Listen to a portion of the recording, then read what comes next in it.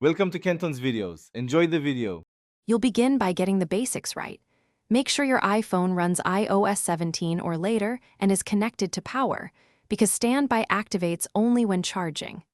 Next, place the phone flat in landscape orientation or snap it to a mag-safe stand. This physical angle tells the system to enter standby.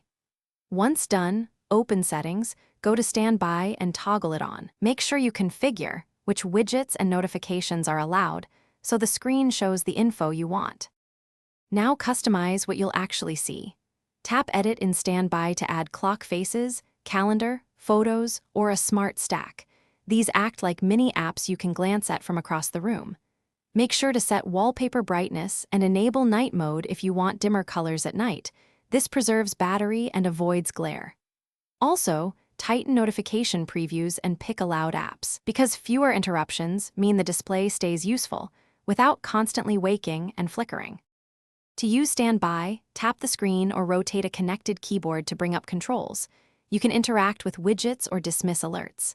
When you're done, simply unplug the charger or rotate the phone to portrait, and the phone returns to normal lock screen behavior.